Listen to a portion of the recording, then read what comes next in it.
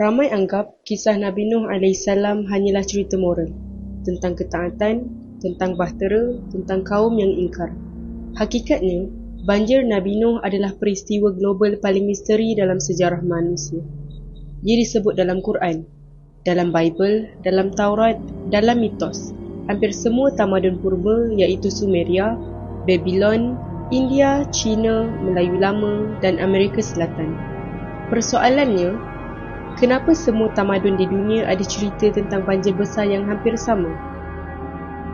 Allah berfirman, maka kami bukakan pintu-pintu langit dengan air yang mencurah-curah, dan kami pancarkan mata air dari bumi. Surah Al-Qamar ayat 11 hingga 12.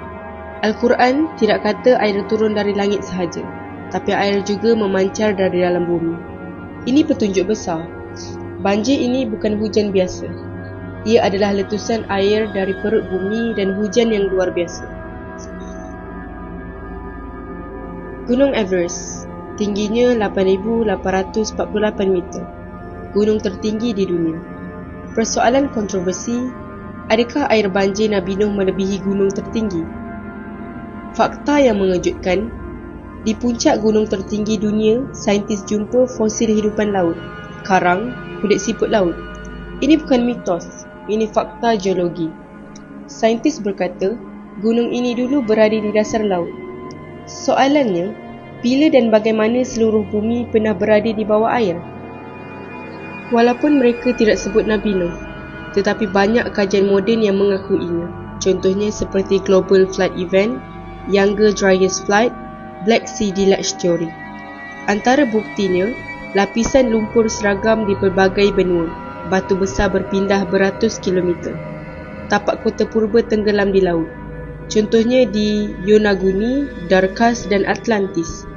Tapi ada satu perkara saintis tak berani sentuh, iaitu siapa manusia sebelum banjir itu. Dalam Islam, Nabi Nuh AS bukan manusia pertama. Sebelum baginda, ada generasi manusia sangat lama. Ada kaum yang usia ratusan tahun. Ada ilmu dan teknologi yang hilang. Firman Allah, dan kaum Nuh itu kami binasakan kerana mereka mendustakan rasul-rasul. Surah Al-Furqan ayat 37. Ini menunjukkan masyarakat yang teratur, bukan primitif. Teori yang ditutup, tamadun Prahnu mungkin lebih maju daripada kita. Mereka musnah bukan kerana bodoh, tetapi kerana derhaka dan melampaui batas. Dalam Al-Quran ada menyebut, dan kami wahyukan kepada Nuh, buatlah bateri itu dengan pengawasan dan wahyu kami. Ini bukan reka bentuk manusia biasa. Ciri pelik bahtera, mampu menahan ombak global, membawa pelbagai spesies, bertahan berbulan-bulan di laut yang terbuka. Ada ulama berpendapat, bahtera itu lebih hampir kepada struktur terapung besar berbanding kapal kayu biasa. Menurut Al-Quran, bahtera dikatakan mendarat di Gunung Judi.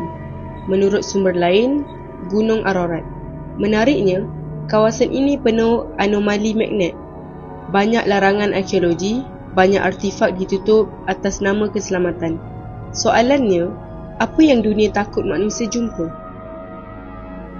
Dalam tafsir ulama, banjir Nabi Nuh bukan hanya hukuman fizikal. Ia simbol pembersihan dunia. Dunia lama ditutup dan dunia baru dibuka. Dan kita sekarang hidup di dunia pasca banjir dengan sejarah yang sudah dipadam.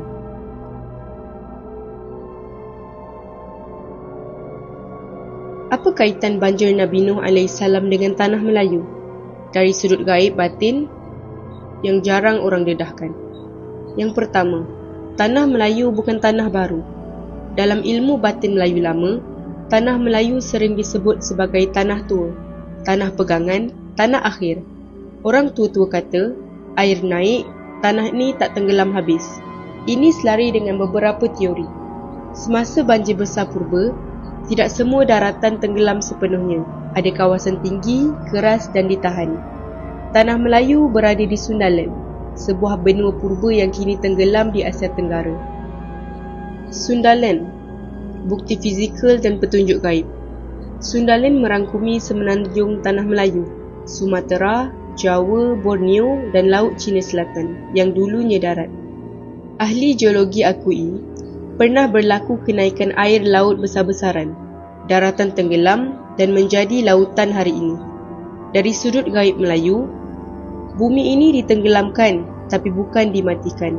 Maknanya, tanah Melayu menyimpan sisa dunia sebelum banjir, bukan bangunan tapi tenaga dan penjaga. Dalam kisah batin Melayu, alam bunian bukan jin biasa. Mereka dikaitkan dengan kaum Melayu awal atau makhluk yang diselamatkan dari kehancuran besar. Beberapa guru batin menyebut, selepas banjir besar, tabir dunia diperketat. Sebahagian makhluk tidak mati, tidak hidup seperti manusia, tetapi dipisahkan alamnya. Inilah cerita asal, kampung bunian, negeri gaib, istana tak nampak. Tanah Melayu dianggap antara kawasan tabir yang paling nipis.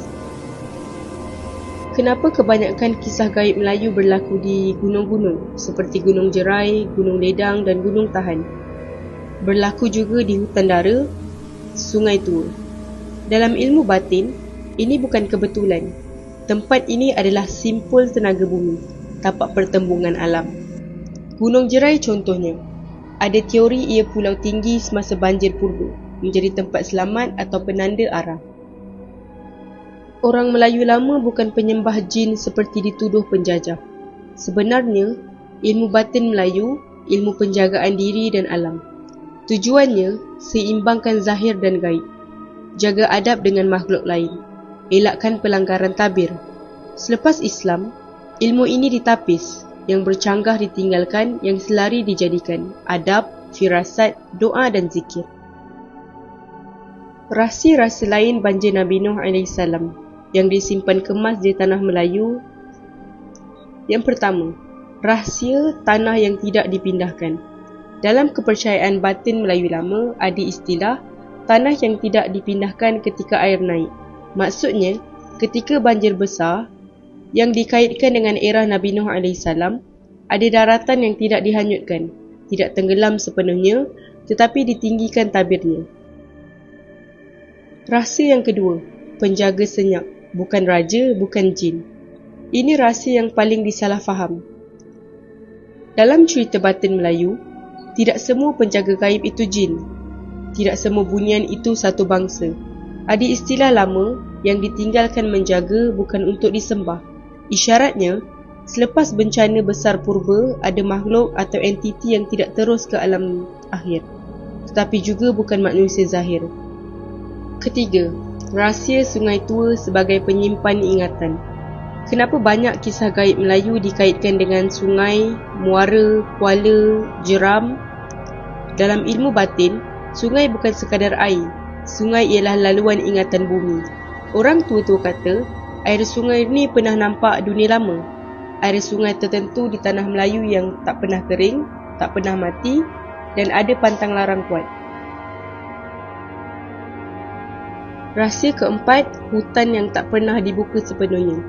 Ini sebab kenapa, walau ditebang, walau dibuka ladang, tetap ada kawasan yang tak menjadi. Dalam kepercayaan batin, bukan hutan itu keras, tapi ia belum dilepaskan. Ada hutan di tanah Melayu yang dipercayai tidak pernah didiami manusia pasca banjir, menjadi sempadan alam, menjadi kawasan penstabil tenaga bumi.